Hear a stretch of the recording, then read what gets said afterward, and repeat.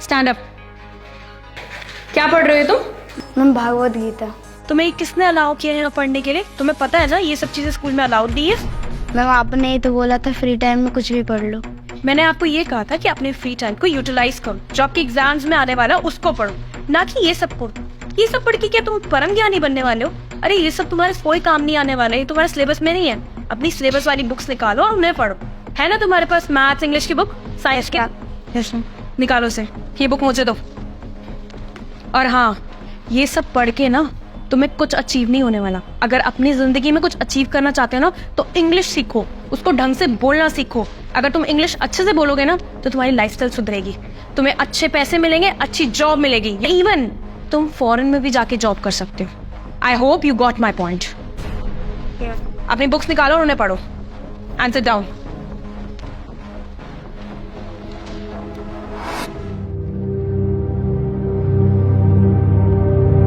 युवराज, मैंने तुम्हें बोला था ना कि ये धार्मिक बुक स्कूल्स में अलाउड नहीं है। समझाया था ना मैंने कल, फिर क्यों लेके आए हो ये? तुम्हारे शूज कहाँ है?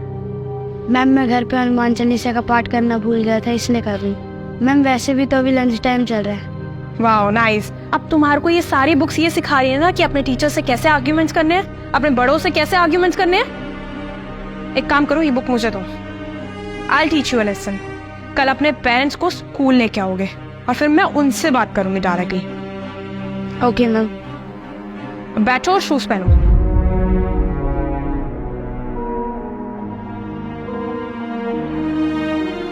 नमस्कार सर। नमस्कार जी। मैं युवराज का पापा हूँ। इसने मुझे बताया कि आपने मुझे बुलाया। क्या हुआ, कुछ गलती की क्या इसने? दरअसल इसकी क्लास टीचर ने आपको बुलाया था। मुझे नहीं पता इसने क्या किया है। मैं इसकी क्लास टीचर को बुला देता हूँ, वही आपको बताएगी कि आखिर इसकी गलती क्या है। हर्षिता मैम को बुलाओ। Good afternoon sir. Good afternoon. Ma'am आपने युवराज के पापा को बुलाया था, कोई गलती की उसने? सर ये देखिए, युवराज कुछ दिनों से ये बुक्स अपने साथ स्कूल लेके आ रहा था। फ्री पीरियड में इन्हें पढ़ता रहता था। अब आप बताइए कि मुझे इनके पेरेंट्स को नहीं बुलाना चाहिए था। सर आप बताइए, आप अपने बेटे को सक्सेसफुल आदमी बनाना चाहते हैं या ये कोई साधु संत बनाना चाहते हैं सब पढ़ाकर? दरअसल मैडम इसकी गलती नहीं है, मैं ही इसे पढ़ने के लिए बोलता हूँ। सर अगर यही सब आपको पढ़ाना है तो घर में पढ़ाइए ना।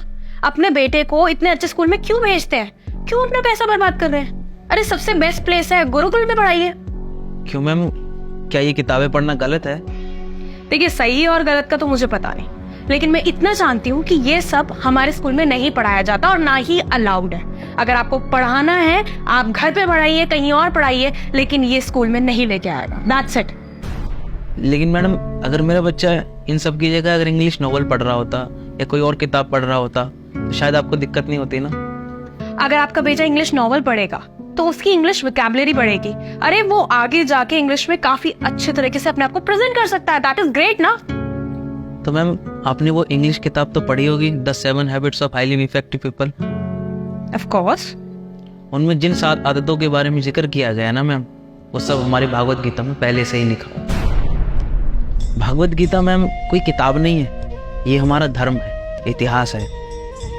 इस धरती पर जितनी भी रचनाएं हुई उन सब की लीला इस किताब में। और तो और शायद आपको पता होगा कि जिस अंग्रेजी की आप इतनी तारीफ कर रही हैं ना, वो अंग्रेज भी अपनी यूनिवर्सिटीज़ में भागवत गीता को पढ़ाते हैं। यूके की कैम्ब्रिज यूनिवर्सिटी, जर्सी की द स्टील हॉल यूनिवर्सिटी, इन सब में भगवत गीता को पढ़ाया जाता है। उन्हें शिक्षा दी जाती है अपने धर्म के बारे में।